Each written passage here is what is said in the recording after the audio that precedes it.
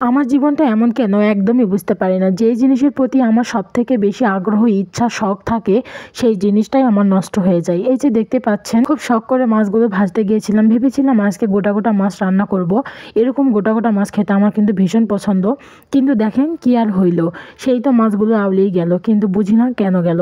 আমি এত সাবধানতাভাবে রান্না করি, বাট তারপরও সবসময়ের জন্য মাছ ভাজবো কখনো হবে না। কিন্তু যখনই কোনো কিছু শখ করে ভাজতে যাব তখনই এমনটা হবে। আমার জীবনে আমি অনেক লক্ষ্য করে দেখেছি, জীবনে যেই জিনিসটার প্রতি সব থেকে বেশি আশা করেছি, সব থেকে বেশি ভরসা করেছি, ভালোবেসেছি, সেই জিনিসগুলি আমার কাছ থেকে দূরে সরে গেছে।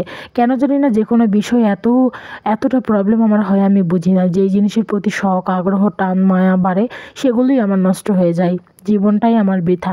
সব জীবনে, শুধু এই ঘটনা না, জীবনের প্রত্যেকটা ঘটনাতেই তাই। আমি যেই জিনিসের প্রতি বেশি আসক্ত হব সেই জিনিসটাই আমার নষ্ট হয়ে যাবে। জীবনে সব থেকে বেশি জায়গা ভালোবাসবো, সেই আঘাত দিবে। জীবনে সব থেকে বেশি জায়গায় বিশ্বাস করব, ভরসা করব, সেই আঘাত দিয়ে চলে যাবে। যাকে ভরসা করি না কেন সেই ভরসার মান রাখে না।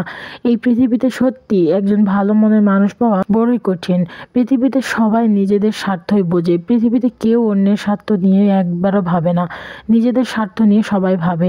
একটা বারের জন্য কেউ এটা চিন্তা করে না যে আমি এমন আছি, কালকে তো অমনও থাকতে পারি। আজকে আমি ভালো আছি মানে ভালোই থাকবো, এটাই সবাই ধারণা করে নেয়। তো দিন শেষে রান্না বাড়ি সবই কিছু করলাম, ভীষণ মনটা খারাপ ছিল। আমার যখন মনটা খারাপ থাকে তখন আমি এদের সঙ্গেই সময় কাটাই। একা একা থাকার পরে মাঝে মাঝে নিজেকে এত বেশি একা লাগে, তখন আর ভাষা খুঁজে পাই না। ছোটবেলা থেকে আমার মনটা ভালো করার কারণই ছিল হচ্ছে এরা। হ্যাঁ, দেখে হয়তো আপনাদের মনে হতে পারে আমি তাদেরকে খুব জ্বালাচ্ছি, কিন্তু না, আমি তাদেরকে ভীষণ ভালোবাসি এবং ভীষণ আদর করি।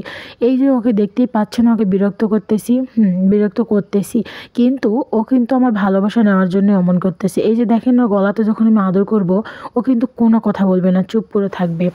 এখানে যদি অন্য কোনো ছাগল হইতো, সে কিন্তু আমাকে ঢিস দিত, ও কিন্তু আমাকে দিবে না।